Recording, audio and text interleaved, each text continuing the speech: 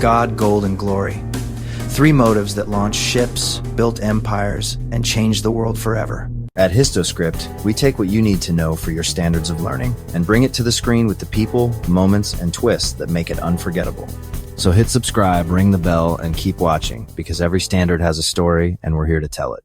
It's the late 1400s. On a foggy European dock, the air is thick with the smell of tar and salt. Carpenters hammer planks into place while merchants shout over the din, loading barrels of wine, gunpowder, and salted meat. A priest blesses the crew before they vanish over the horizon. Where are they going? Across oceans no European has fully mapped. Why? For gold, glory, and God, but also for power, trade, adventure, and control of the future. This is the age of exploration and the birth of global empires. Europe in the 1400s was a patchwork of kingdoms, each hungry for prestige. Spain, newly united under Ferdinand and Isabella, wanted to prove its strength after centuries of fighting the Reconquista. Portugal, led by visionaries like Prince Henry the Navigator, trained sailors and built ships designed to push beyond known waters. When Christopher Columbus returned in 1493 with news of Caribbean islands, the race was on. England sent John Cabot westward. France sent Jacques Cartier toward Canada. The Netherlands sought trade dominance in Asia. Every new claim overseas wasn't just a victory. It was a warning to rivals. We can reach farther, faster, and richer than you. European markets craved luxury spices from the East Indies, silk from China, gold and silver from anywhere they could find it. The problem? Overland routes like the Silk Road were expensive, slow, and often blocked by the powerful Ottoman Empire. Explorers like Vasco da Gama sailed around Africa to India, bypassing Ottoman tolls. Ferdinand Magellan's crew circled the globe, proving the Earth's seas were connected. Under mercantilism, colonies became both treasure chests and storefronts, supplying raw materials like sugar, tobacco, and cotton, while buying back European goods. But profit often came at a cost extraction of indigenous resources, forced labor, and the beginnings of the transatlantic slave trade. For many rulers, exploration was also a religious mission. Spain's conquistadors were followed by missionaries who built churches alongside forts. Men like Hernán Cortés and Francisco Pizarro claimed not only territory but souls, converting indigenous peoples to Christianity, often by force. Europeans believed their religion, laws, and customs were superior. This cultural mindset, known as the civilizing mission, justified conquest in their eyes.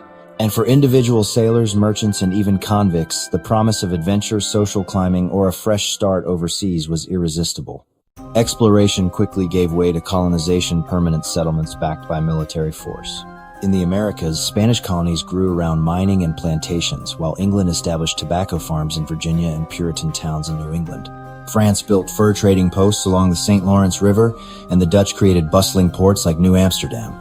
For indigenous peoples, colonization meant land loss, population collapse from disease, and a reshaping of their way of life. For Europe, it meant global power navies that controlled the seas, wealth that fueled armies, and influence that reached from the Arctic to the tropics. Political rivalry, economic greed, religious zeal, and human curiosity all pushed Europe beyond its shores. The age of exploration didn't just connect continents. It created the first truly global economy. It redrew the map, transformed cultures, and set the stage for centuries of competition and conflict. So what drove it most?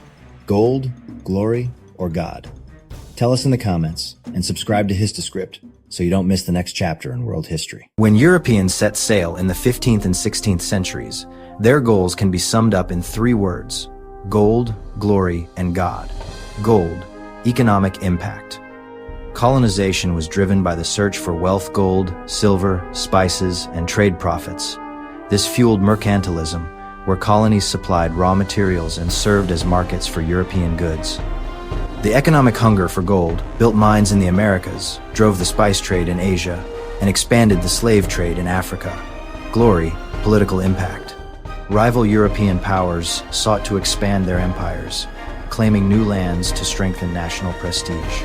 Conquests meant planting flags, building forts, and establishing colonial governments. The political competition for glory reshaped global power and redrew maps.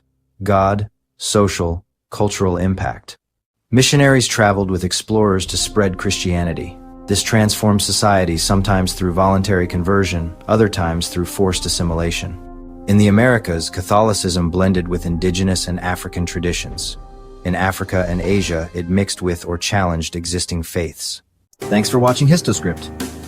If you learned something new today, or just love the hidden side of history, give this video a like, subscribe, and turn on notifications so you never miss a story your textbook skipped.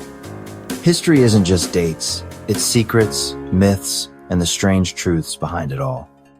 Stay curious. Stay tuned.